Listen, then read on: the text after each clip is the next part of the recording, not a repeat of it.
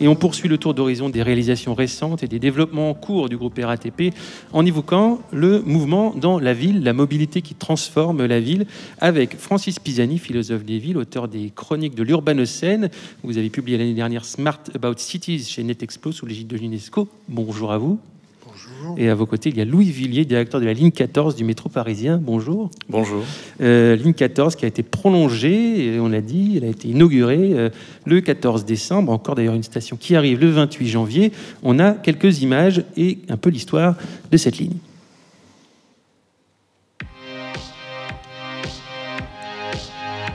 Cette ligne 14 est une prouesse technologique.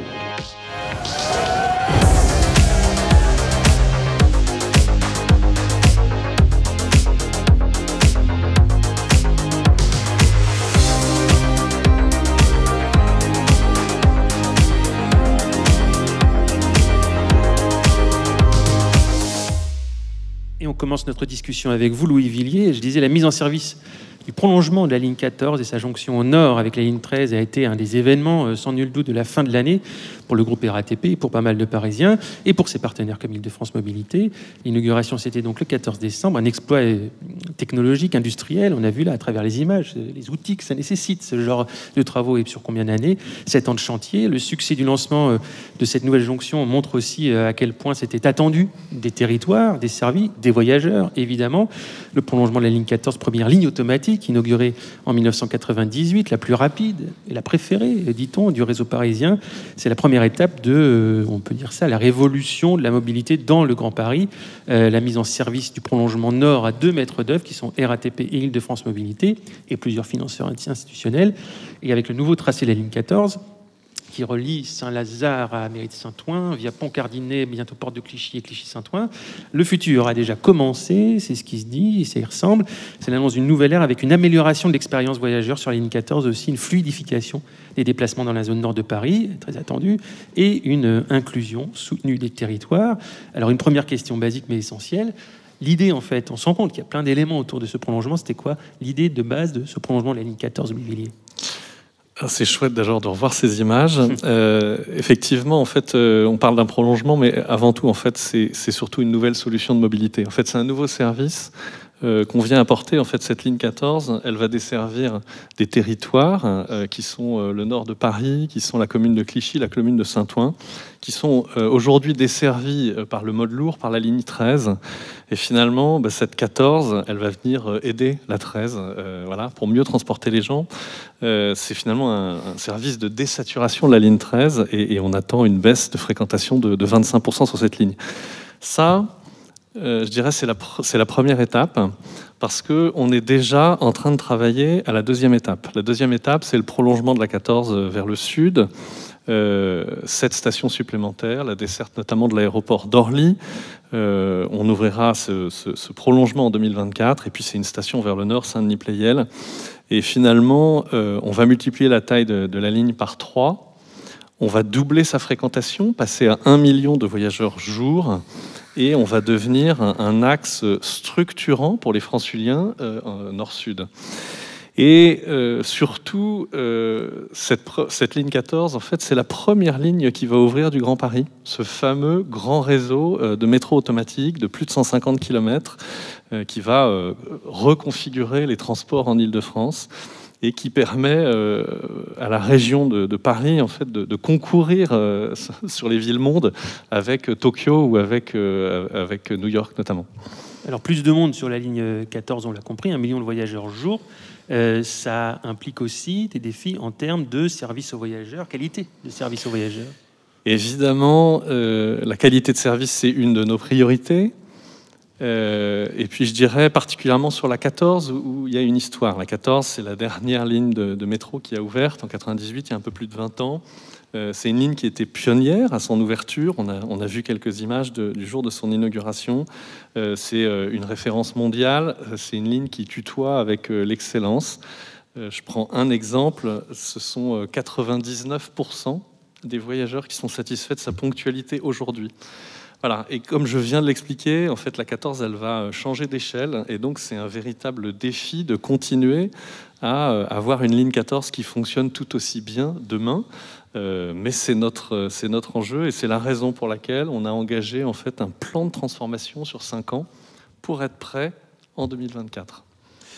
L'idée, c'est aussi de se dire que le voyage devient une expérience, n'est pas forcément un entre-deux, entre le travail à la maison ou entre deux rendez-vous. Il y a quelque chose qui se vit dans ce moment-là?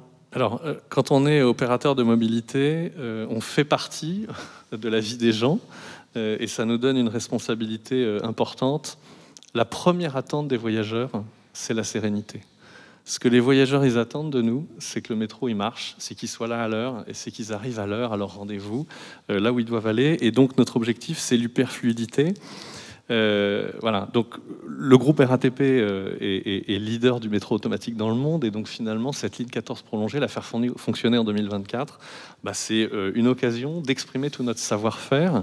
Donc on est dans notre cœur de métier, c'est de l'excellence opérationnelle, mais c'est aussi une grosse dose d'innovation pour être au rendez-vous en 2024. La deuxième chose, c'est que on attend de nous aussi de proposer des services de mobilité complets. L'attente des gens, c'est pas simplement que la RATP soit un opérateur de bus, un opérateur de métro, un opérateur de RER. Ce qu'ils attendent, c'est qu'on leur propose des solutions pour aller d'un point à un autre. À travers la recherche, par exemple, donner accès dans la recherche d'itinéraires à tous les modes de transport qui existent. C'est la question du dernier kilomètre, c'est la question aussi de l'accessibilité depuis le mode lourd vers les mobilités plus douces. Le troisième enjeu, je dirais, est là pour que justement ce moment de transport ne soit pas un entre-deux, c'est la connectivité. On a tous une grande partie de notre vie qui est sur notre smartphone, et finalement quand on offre aux voyageurs une bonne connectivité dans nos transports, ça leur permet de continuer à vivre, de faire le mail qu'ils n'ont pas eu le temps de faire au boulot, de faire du shopping, de préparer ses vacances, etc. Et puis, je dirais, et ça c'est un petit peu notre marque de fabrique RATP aussi, on essaye de créer la surprise et l'émotion. On essaye de provoquer dans le métro des rencontres artistiques ou récréatives. Alors, ça passe à travers des œuvres d'art. Il y en a par exemple sur le prolongement de la 14. On va bientôt les installer. Où ça passe, on l'espère, qu'on va pouvoir reprendre aussi, quand le contexte sanitaire nous le permettra, des concerts de musique dans les stations. Alors Louis Villiers, une question qu'on se pose là précisément maintenant au moment de notre discussion et la discussion qu'on va poursuivre avec Francis Pisani dans un instant, c'est comment la mobilité transforme la ville. La ligne 14, c'est un exemple comme ça de mode de mobilité qui a transformé et transforme et va transformer la ville.